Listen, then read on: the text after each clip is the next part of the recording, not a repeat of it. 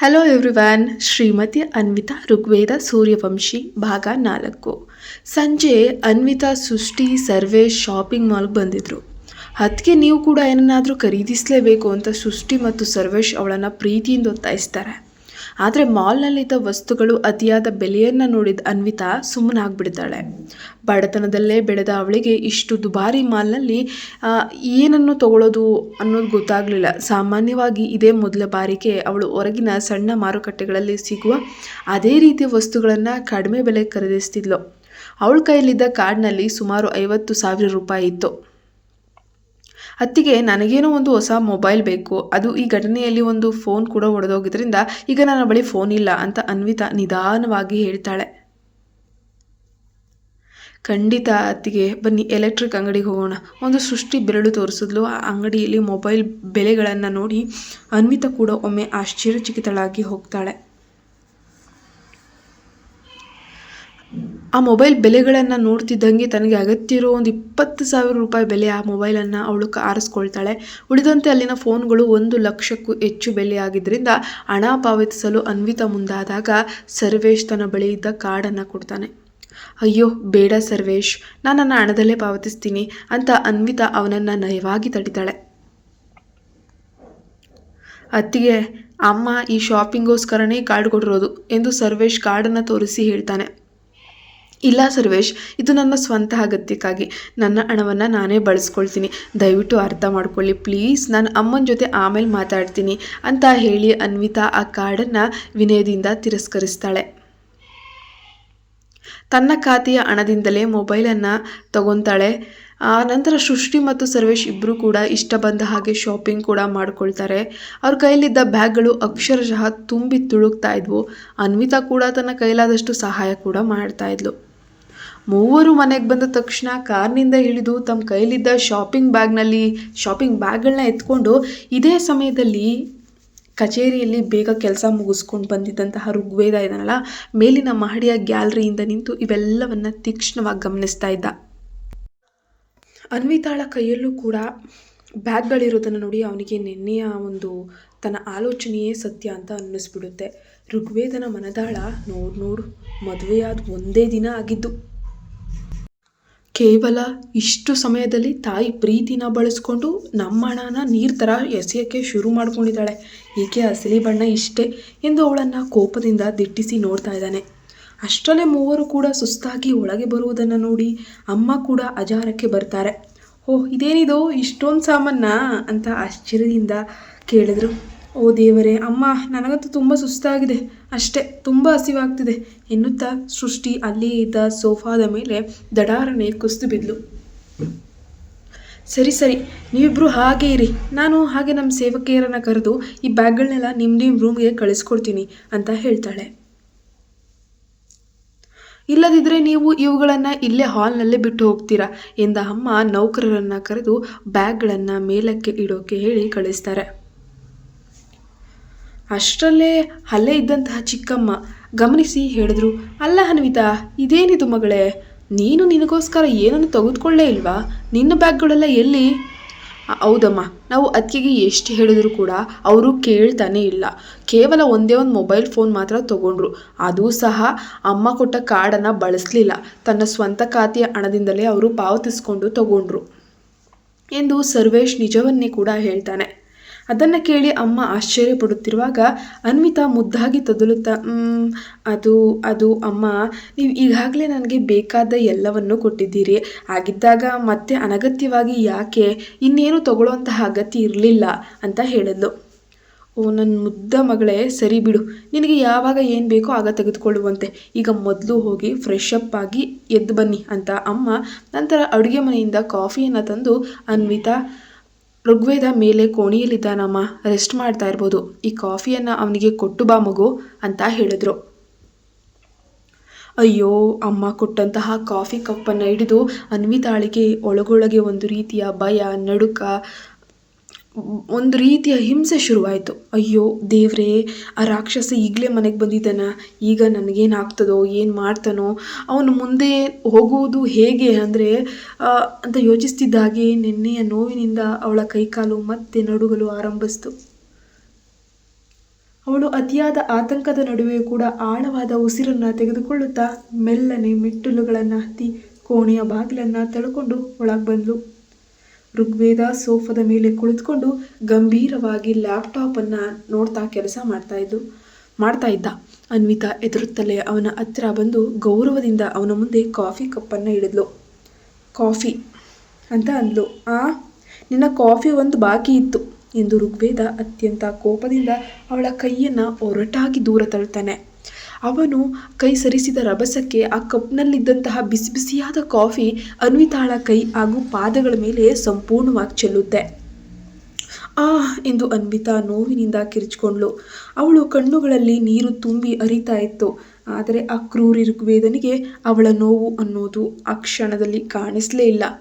ಅವನು ಎದ್ದು ಬಂದು ಅವಳ ಎರಡೂ ಕೈಗಳನ್ನು ಬೆನ್ನಿನ ಹಿಂದೆ ಹಾಕಿ ಅತ್ಯಂತ ಬಲವಾಗಿ ತಿರುಗಿಸಿ ಹಿಡಿತಾನೆ. ನಾನು ನಿನಗೆ ಎಚ್ಚರಿಸಿದೆ, ನಿನ್ನ ಹೆಂಡತಿಯಾಗಲು ಪ್ರಯತ್ನಿಸಬೇಡ. ನೀನು ಹೆಂಡತಿಯಾಗೋಕ್ಕೆ ಲಾಯಕ್ಕಲ್ಲ. ಆದರೆ ನೀನು ಆಗಲೇ ನಿನ್ನ ಅಸಲಿ ಬಣ್ಣವನ್ನು ತೋರಿಸೋಕೆ ಶುರು ಮಾಡ್ಕೊಂಡ್ಬಿಟ್ಟೆ. ಇವತ್ತು ಶಾಪಿಂಗ್ ಮಾಲಲ್ಲಿ ನನ್ನ ಮನೆ ಹಣನ ಯಾವ ರೀತಿ ಖರ್ಚು ಮಾಡಿದ್ಯಾ ಹೇಳು ಎಂದು ಋಗ್ವೇದ ಕೋಪದಲ್ಲಿ ಗರ್ಜಿಸ್ತಾನೆ. ಅವನ ಆ ತಪ್ಪು ತಿಳುವಳಿಕೆ ಆರೋಪಕ್ಕೆ ಉತ್ತರಿಸಲು ಅನ್ವಿತಾಳ ಬಾಯಿಂದ ಮಾತುಗಳೇ ಬರಲಿಲ್ಲ. ಅವಳು ಈಗಾಗಲೇ ದೈಹಿಕವಾಗಿ ಮಾನಸಿಕವಾಗಿ ತೀವ್ರವಾಗಿ ಬಳಲು ಹೋಗಿದ್ಲು. ನೆನ್ನೆಯಿಂದ ಹಸಿದ ಹೊಟ್ಟೆ, ಈಗ ಕೈಕಾಲುಗಳ ಮೇಲೆ ಬಿದ್ದ ಬಿಸಿ ಕಾಫಿಯ ಸುಡುವ ನೋವು, ಅವಳ ನಾಜೂಕಾದ ಶರೀರಕ್ಕೆ ಈ ರೀತಿಯ ನೋವನ್ನು ಸಹಿಸಿಕೊಳ್ಳೋಕೆ ಸಾಧ್ಯವೇ ಆಗ್ತಾ ಇರಲಿಲ್ಲ. ಅನ್ವಿತಾ ಕೇವಲ ಮೌನವಾಗಿ ನಿಂತಿದ್ಲು. ಅವಳ ಕಣ್ಣೀರು ಕೆನ್ನೆಗಳ ಮೇಲೆ ನಿರಂತರವಾಗಿ ಹರಿತಾ ಇತ್ತು. ಚೆನ್ನಾಗಿ ನೆನ್ಪಿಟ್ಕೋ, ಇವತ್ತು ನೀನು ವ್ಯರ್ಥ ಮಾಡಿದ ನಮ್ಮ ಪ್ರತಿಯೊಂದು ರೂಪಾಯಿಯನ್ನು ನಾನು ನಿನ್ನಿಂದಲೇ ವಸೂಲಿ ಮಾಡ್ತೀನಿ ಎಂದು ಗರ್ವದಿಂದ ಹೇಳಿದ್ದ ಅವನು ಅವಳ ಕೈಗಳನ್ನು ಒರಟಾಗಿ ಬಿಡಿಸಿಕೊಂಡು ಮುಂದಕ್ಕೆ ತಳ್ತಾನೆ. ಅನ್ವಿತಾ ಹೇಗೋ ತನ್ನ ನೋವನ್ನು ತಡೆದುಕೊಂಡು ತಲೆ ತಗ್ಗಿಸಿ ಬಾತ್ರೂಮ್ ಒಳಗೆ ಓಡಿ ಹೋಗ್ತಾಳೆ. ಅಲ್ಲಿ ಶವರನ್ನು ಆನ್ ಮಾಡಿ ಆ ನೀರಿನ ಶಬ್ದದ ನಡುವೆ ತನ್ನ ಬಿಕ್ಕಳಿಕೆ ಹೊರಗೆ ಕೇಳದಂತೆ ಜೋರಾಗಿ ಅಳೋಕೆ ಪ್ರಾರಂಭಿಸ್ತಾಳೆ. ಅತ್ತ ಋಗ್ವೇದ ತೀವ್ರವಾದ ಕೋಪದಿಂದ ರೂಮ್ನಿಂದ ಹೊರಗೆ ಹೆಜ್ಜೆ ಹಾಕಿದ್ದ. ಹಾಗೆ ನಡೆಯುವಾಗ ನೆಲದ ಮೇಲಿದ್ದ ಮುರಿದ ಕಾಫಿ ಕಪ್ನ ತೀಕ್ಷ್ಣವಾದ ಗಾಜಿನ ತುಂಡೊಂದು ಅವನ ಕಾಲಿಗೆ ಬಲವಾಗಿ ತಗುಲಿ ರಕ್ತ ಹರಿಯಲು ಪ್ರಾರಂಭಿಸುತ್ತೆ. ಆದರೆ ಅವನ ಕೋಪದ ಒಂದು ಕೋಪ ಅನ್ನುವಂಥದ್ದು ನೆತ್ತಿಗೇರಿದ್ರಿಂದ ಅವನಿಗೆ ಆ ದೈಹಿಕವಾದ ನೋವಿನ ಅನುಭವ ಇರಲೇ ಇರಲಿಲ್ಲ. ಅವನ ಮನಸ್ಸಿನಲ್ಲಿ ಬೇರೆದೇ ಆದ ಯುದ್ಧ ಅನ್ನೋದು ನಡೀತಾ ಇತ್ತು. ಋಗ್ವೇದನ ತಳಮಳ ಹೀಗಿತ್ತು. ನಾನೇಕೆ ಅವಳ ಬಗ್ಗೆ ಇಷ್ಟೊಂದು ಯೋಚಿಸ್ತಾ ಇದ್ದೀನಿ? ಅವಳ ಆಳವಾದ ಕಪ್ಪು ಕಣ್ಣುಗಳು, ಮುಗ್ಧವಾದ ಗುಲಾಬಿ ಕೆನ್ನೆಗಳು, ಆ ಕೆಂಪು ತುಟಿಗಳು ನನ್ನ ಕಣ್ಣು ಮುಂದಿನಿಂದ ಯಾಕೆ ಅವು ಮರೆಯಾಗ್ತಾನೆ ಇಲ್ಲ? ಅವನು ಕಣ್ಣುಗಳನ್ನು ಬಿಗಿಯಾಗಿ ಮುಚ್ಚಿ ಅವಳ ಆಲೋಚನೆಗಳನ್ನು ತನ್ನ ಮನಸ್ಸಿನಿಂದ ದೂರ ತಳ್ಳಲು ಶಕ್ತಿ ಮೀರಿ ಪ್ರಯತ್ನಿಸ್ತಿದ್ದನು. ಆದರೆ ಇಲ್ಲ, ಅನ್ವಿತಾಳ ಕಣ್ಣೀರಿನ ಮುಖ ಅವನ ಹೃದಯದಿಂದ ಹೊರಗೆ ಹೋಗ್ತಾನೆ ಇರಲಿಲ್ಲ. ಇದು ಅವನ ಅಹಂಕಾರವನ್ನು ಮತ್ತು ಕೋಪವನ್ನು ಇನ್ನಷ್ಟು ಪ್ರಚೋದಿಸ್ತಾ ಇತ್ತು. ಮರುದಿನ ಮುಂಜಾನೆ, ಮಗಳೇ, ನೀನು ಇನ್ನು ಹೋಗಿ ಆಫೀಸಿಗೆ ಹೊರಡೋಕೆ ಸಿದ್ಧ ಆಗ್ಬಿಡು. ಉಳಿದ ಕೆಲಸಗಳನ್ನೆಲ್ಲ ಮನೆಯಲ್ಲಿರುವಂಥವರು ನೋಡ್ಕೊಳ್ತಾರೆ ಎಂದು ಬೆಳಗ್ಗೆ ಉಪಹಾರದ ಮೇಜಿನ ಬಳಿ ತನಗೆ ಸಹಾಯ ಮಾಡಲು ಬಂದಂತಹ ಅನ್ವಿತಾಳಿಗೆ ಅಮ್ಮ ಪ್ರೀತಿಯಿಂದ ಹೇಳ್ತಾರೆ. ಆದರೆ ಅಮ್ಮ, ನಾನು ಇಲ್ಲೇ ಸಹಾಯ ಮಾಡ್ತೀನಿ ಎಂದು ಅನ್ವಿತಾ ಹಿಂಜರಿತಾ ಇದ್ಲು ಆಫೀಸಿಗೆ ಹೋಗೋಕೆ. ಅಯ್ಯೋ ಬೇಡ ಮಗಳೇ, ನೀನು ಮತ್ತೆ ಕಚೇರಿಗೆ ತಡವಾಗಿ ಹೋದರೆ ಅಲ್ಲಿ ತೊಂದರೆ ಆಗ್ತದೆ. ಗೊತ್ತು ತಾನೇ ನನ್ನ ಮಗನಿಗೆ ಎಷ್ಟು ಕೋಪ ಅಂತ. ಸೊ ಹಾಗಾಗಿ ನೀನು ಪರ್ಫೆಕ್ಟ್ ಟೈಮಿಂಗನ್ನು ಯಾವಾಗಲೂ ರೂಢಿ ಮಾಡ್ಕೊ. ಹೋಗು, ರೆಡಿಯಾಗು ಅಂತ ಚಿಕ್ಕಮ್ಮ ಕೂಡ ಧೈರ್ಯವನ್ನು ತುಂಬ್ತಾರೆ. ಅನ್ವಿತಾ ಕೂಡ ತಲೆಯಾಡಿಸಿ ತಯಾರಾಗಲು ಮೇಲಿನ ಮಹಡಿಯ ಕೋಣೆಗೆ ಬಂದಳು. ಸುತ್ತಲೂ ನೋಡಿದಾಗ ಅಲ್ಲಿ ಋಗ್ವೇದ ಎಲ್ಲೂ ಕೂಡ ಕಾಣಿಸ್ಲಿಲ್ಲ. ಅವನು ಇಲ್ಲಿದ್ದಾನಾ ಇಲ್ವಾ ಅಂತ ಖಚಿತಪಡಿಸ್ಕೊಂಡು ಅವಳು ನಿರಾಳವಾಗಿ ಬೇಗನೆ ವಾರ್ಡ್ರೂಬ್ನ ಕಡೆಗೆ ಹೋಗ್ತಾಳೆ. ಅಲ್ಲಿ ಜೋಡಿಸಿಟ್ಟಿದ್ದಂತಹ ನೂರಾರು ವೈವಿಧ್ಯಮಯ ಬಟ್ಟೆಗಳನ್ನು ನೋಡುತ್ತಾ ಮೊದಲ ದಿನ ಕಚೇರಿಗೆ ಏನು ಧರಿಸಬೇಕು ಅಂತ ತಿಳಿಯದೆ ಗೊಂದಲಕ್ಕೊಳಗಾಗ್ತಾಳೆ. ಕೊನೆಗೆ ಅತ್ಯಂತ ಸರಳವಾದ ಒಂದು ಸುಂದರವಾದ ಅನಾರ್ಕಲಿ ಉಡುಪನ್ನು ಧರಿಸಿ ಹೊರಬಂದ್ಲು. ಅವಳು ತನ್ನ ಕೂದಲನ್ನು ಬಾಚಿಕೊಳ್ಳುತ್ತಾ ದೊಡ್ಡ ಕನ್ನಡಿಯಲ್ಲಿ ನೋಡ್ತಿದ್ದಾಗ ಇದ್ದಕ್ಕಿದ್ದಂತೆ ಋಗ್ವೇದ ಕೋಣೆಯೊಳಗೆ ಬಂದು ಇಂದಿನಿಂದ ತನ್ನನ್ನೇ ತೀಕ್ಷ್ಣವಾಗಿ ನೋಡುತ್ತಿರುವಂತೆ ಕನ್ನಡಿಯಲ್ಲಿ ಒಂದು ಕ್ಷಣ ಭಾಸವಾಗುತ್ತೆ. ಅವಳು ಗಾಬರಿಯಿಂದ ತಲೆ ತಗ್ಗಿಸಿ ವೇಗವಾಗಿ ಹೊರಗೆ ನಡೆಯಲು ಹೆಜ್ಜೆ ಹಾಕಿದ್ಲು. ಆದರೆ ಆ ಗಾಬರಿಯಲ್ಲಿ ಅವಳ ಕಾಲು ಅಲ್ಲೇ ಇದ್ದ ಬೆಡ್ ಕಂಬಳಿಯ ತುದಿಗೆ ಸಿಲುಕಿ ಹಾಕಿಕೊಳ್ಳುತ್ತೆ. ಅನ್ವಿತಾ ಆಯ ತಪ್ಪಿ ನೇರವಾಗಿ ಗಟ್ಟಿಯಾದ ನೆಲದ ಮೇಲೆ ಮುಖ ಬಾಡಿ ಬೀಳುವ ಹಂತಕ್ಕೆ ತಲುಪಿದ್ಲು. ಅವಳು ಭಯದಿಂದ ತನ್ನ ಕಣ್ಣುಗಳನ್ನು ಬಿಗಿಯಾಗಿಯೇ ಮುಚ್ಕೊಂಡ್ಳು. ಆದರೆ ಅವಳು ನೆಲಕ್ಕೆ ಬೀಳಕ್ಕೆ ಹೋಗಲಿಲ್ಲ. ಮರುಕ್ಷಣವೇ ಋಗ್ವೇದನ ಬಲಿಷ್ಠವಾದ ತೋಳುಗಳು ಅವಳ ಸಣ್ಣ ಸೊಂಟವನ್ನು ಅತ್ಯಂತ ಬಿಗಿಯಾಗಿ ಸುತ್ತುವರೆದು ಅವಳನ್ನು ಕೆಳಗೆ ಬೀಳದಂತೆ ತಡೆದಿದ್ವು. ಅನ್ವಿತಾ ತೀವ್ರ ಆತಂಕದಿಂದ ಕಣ್ಣನ್ನು ಮುಚ್ಕೊಂಡೇ ಇದ್ಲು.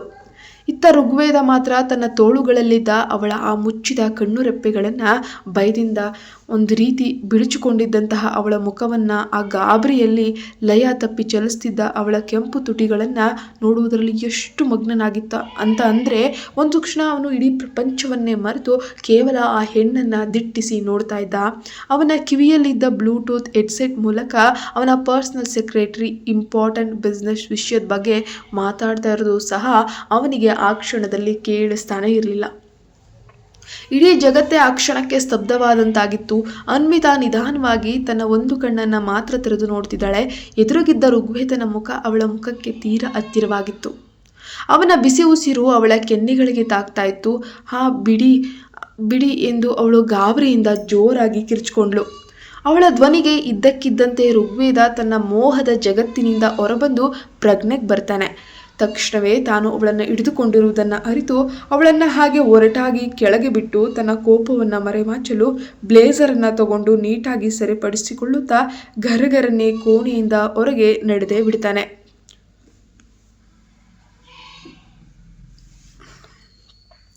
ಅವನು ಕೆಳಗೆ ತಳ್ಳಿದ ರಭಸಕ್ಕೆ ಅನ್ವಿತಾಳಿಗೆ ಸೊಂಟಕ್ಕೆ ಬಲವಾದ ಪೆಟ್ಟು ಕೂಡ ಬೀಳುತ್ತೆ. ಅವನು ತನ್ನ ಸೊಂಟವನ್ನು ಉಜ್ಜಿಕೊಳ್ಳುತ್ತಾ ಕಷ್ಟಪಟ್ಟು ಎದ್ಲು. ಇವನೊಬ್ಬ ನಿಜವಾಗ್ಲೂ ಪಕ್ಕ ರಾಕ್ಷಸ, ದೈತ್ಯ, ಮಹಾದೈತ್ಯ, ಕುಂಬಳಕಾಯಿ ಮನುಷ್ಯ. ನೋಡಲು ಮಾತ್ರ ತುಂಬ ಸುಂದರವಾಗಿದ್ದಾನೆ.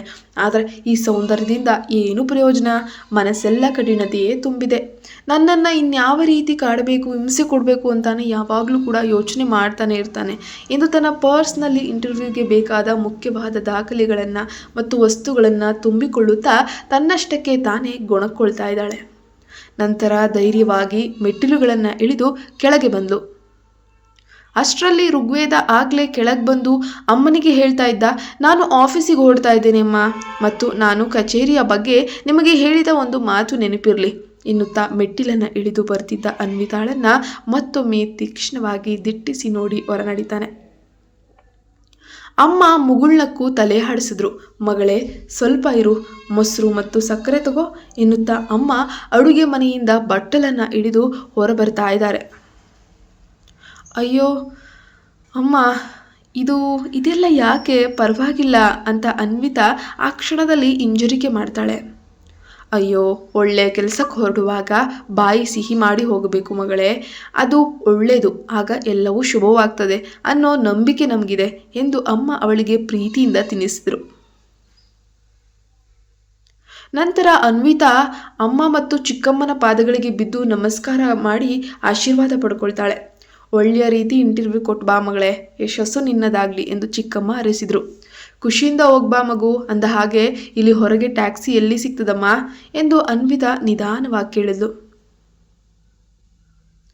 ಟ್ಯಾಕ್ಸಿನಾ? ಯಾಕೆ? ನಮ್ಮ ಮನೆಯಲ್ಲಿ ಕಾರುಗಳಿರುವಾಗ ಟ್ಯಾಕ್ಸಿ ಯಾಕೆ ಬೇಕು ಮಗಳೇ ಎಂದು ಅಮ್ಮ ಬಹಳ ಆಶ್ಚರ್ಯದಿಂದ ಕೇಳಿದ್ಲು. ಅಮ್ಮ, ಅದು ಕಚೇರಿಯಲ್ಲಿ ಯಾರಿಗೂ ನಮ್ಮ ಮದುವೆ ವಿಷಯ ತಿಳಿಬಾರ್ದಲ್ವಾ ಅಮ್ಮ, ಹಂಗಾಗಿ ಎಂದು ಈಗ ತಾನೇ ಅವರು ಕಟ್ನಿಟ್ಟಾಗಿ ಹೇಳಿ ಹೋಗಿದ್ದಾರಲ್ವಾ, ಅದಕ್ಕೆ ಅಂತ ಅನ್ವಿತಾ ತನ್ನ ಕೈ ಬೆರಳುಗಳನ್ನು ಚಡಪಡಿಸುತ್ತಾ ಮುರಿಯುತ್ತಾ ಸತ್ಯವನ್ನು ಬಿಚ್ಚಿಟ್ಲು. ಹೋ, ಹಾಗನ್ನ ಅವನು, ಸರಿ ಬೇಜಾರು ಮಾಡ್ಕೋಬೇಡ ಮಗಳೇ, ನಾನು ಡ್ರೈವರ್ಗೆ ಹೇಳಿ ಹೊರಗಿನಿಂದ ಒಂದು ಟ್ಯಾಕ್ಸಿ ಕರೆಯಲು ವ್ಯವಸ್ಥೆ ಮಾಡ್ತೀನಿ, ನೀನು ಚಿಂತಿಸಬೇಡ ಎಂದು ಅಮ್ಮ ಸಮಾಧಾನ ಪಡಿಸಿದ್ರು. ಅನ್ವಿತಾ ಕೂಡ ಕೃತಜ್ಞತೆಯಿಂದ ತಲೆಯಾಡಿಸಿ ಹೊರಗೆ ನಡೀತಾಳೆ. ಇತ್ತ ಸೂರ್ಯವಂಶಿ ಗ್ರೂಪ್ ಆಫ್ ಕಂಪನೀಸ್ನ ಐಷಾರಾಮಿ ಆವರಣ. ಋಗ್ವೇದನ ಕಾರುಗಳು ಬೃಹತ್ ಸಮೂಹ ಬಂದು ಪಾರ್ಕಿಂಗ್ ಜಾಗದಲ್ಲೇ ಬಂದು ನಿಂತಿತ್ತು. ಕಾರಿನಿಂದ ಇಳಿದ ಅವನು ಎಂದಿನ ಕಟ್ಟುನಿಟ್ಟಿನ ದಿನಚರಿಯಂತೆಯೇ ಗಾಂಭೀರ್ಯದಿಂದ ನೇರವಾಗಿ ಲಿಫ್ಟ್ನ ಕಡೆಗೆ ನಡೀತಾನೆ. ಅವನ ಮುಖದಲ್ಲಿರುವಂತಹ ಗಾಂಭೀರ್ಯ, ಗತ್ತು, ದೌಲತ್ ಕಂಡು ಕಚೇರಿಯ ನೌಕರರೆಲ್ಲ ದೂರದಲ್ಲೇ ನಿಂತು ಒಳಗಿಂದೊಳಗೆ ಗೌರವ ಸಲ್ಲಿಸ್ತಾ ಇದ್ರು. ಅವನು ತನ್ನ ವೈಯಕ್ತಿಕ ಕ್ಯಾಬಿನ್ ಒಳಗೆ ಹೋದ ತಕ್ಷಣ ಅವನ ಪರ್ಸನಲ್ ಸೆಕ್ರೆಟರಿ ಬಂದು ಇಂದಿನ ಪರಿಪೂರ್ಣವಾದ ವೇಳಾಪಟ್ಟಿ ಅಂದರೆ ಶೆಡ್ಯೂಲನ್ನು ವಿವರಿಸೋಕ್ಕೆ ಶುರು ಮಾಡಿದ್ಲು. ಜೊತೆಗೆ ಹೊಸ ಉದ್ಯೋಗಿಗಳ ಸಂದರ್ಶನದ ಸಿದ್ಧತೆಯ ಬಗ್ಗೆಯೂ ಕೂಡ ಮಾಹಿತಿಯನ್ನು ನೀಡ್ತಾ ಇದ್ಲು. ಸರ್, ಇವತ್ತಿನ ಇಂಟರ್ವ್ಯೂಗೆ ಬಂದಿರುವಂತಹ ಎಲ್ಲ ಅಭ್ಯರ್ಥಿಗಳ ಸಂಪೂರ್ಣ ವಿವರ ಮತ್ತು ಪ್ರೊಫೈಲ್ ಮಾಹಿತಿ ನನಗೆ ಸಿಕ್ಕಿದೆ. ಇಲ್ಲಿದೆ ನೋಡಿ ಎಂದು ಫೈಲನ್ನು ಅವನ ಮುಂದೆ ತಂದಿಟ್ಲು.